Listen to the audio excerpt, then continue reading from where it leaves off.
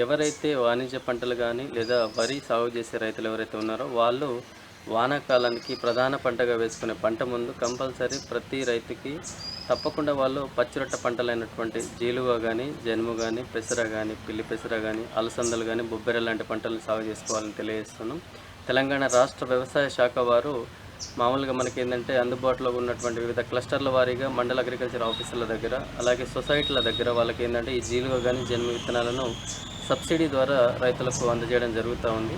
ఒకవేళ మనకు కన్సర్న్ మండలంలో మనకు జీలుగ గానీ, జనుము గానీ విత్తనాలు అందుబాటులో లేని యెడల రైతులు నిరుత్సాహపడకుండా తప్పకుండా వాళ్ళేందంటే వారికి అందుబాటులో ఉన్నటువంటి ఏవైతే పెసర గానీ, మినుములు గానీ, బొబ్బర్లు గానీ, పిల్లి పెసర గానీ, అలసందలు సేమ్ జాతి లక్షణాలు కలిగినటువంటి పచ్చిరొట్ట పంటలను వేసుకొని వాళ్ళు నేలలో కలియదున్నినట్టయితే నేల సారం బాగా మనకి ఇంప్రూవ్ అవ్వడమే కాకుండా రేపటి రోజున మనకు వర్షాకాలంలో పడ్డటువంటి వర్షాలు నీటిలోకి నేలలోకి ఇంకిపోవడం కానీ లేదా భూమి యొక్క భూభౌతిక లక్షణాలు అనేవి మనకు బాగా అభివృద్ధి చెందడం జరుగుతుంది.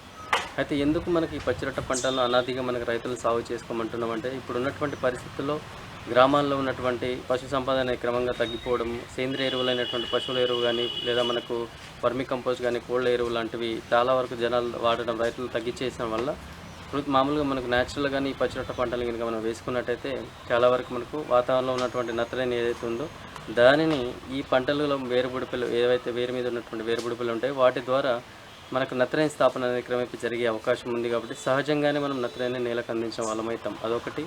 దాంతోపాటు ఈ రొట్టె అనేది నేలలో పెళ్ళెదున్నిన తర్వాత అది కంప్లీట్గా మనకు కుళ్ళిపోయి సేంద్రియ పదార్థంగా మారి మనకు సేంద్రియ కర్బన శాతం అనేది పెరిగే అవకాశం ఉంటుంది. అలాగే అంతేకాకుండా మామూలుగా మనకు పచ్చిరొట్ట పంటల సాగు వల్ల కొంత గొప్ప మనకి ఏంటంటే నత్రజని, భాస్వరం అలాగే పొటాషియం అనేది నేలకు అందజేయడం జరుగుతుందన్నమాట.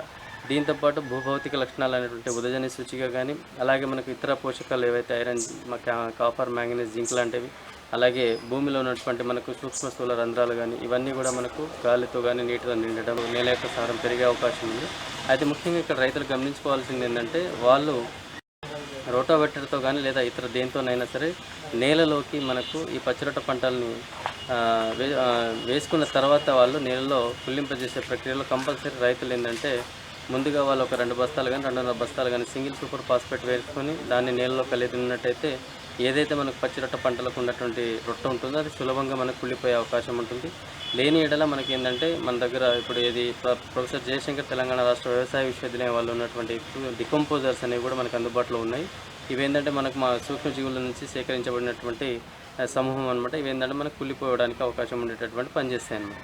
సో కాబట్టి ప్రతి రైతు ఏంటంటే పచ్చిరొట్ట పంటలను సాగు చేసి వారి యొక్క భూభౌతిక లక్షణాలని డెవలప్ చేసుకోవాల్సిందిగా కేవీకే మల్యాల వారు కోరుతున్నాం.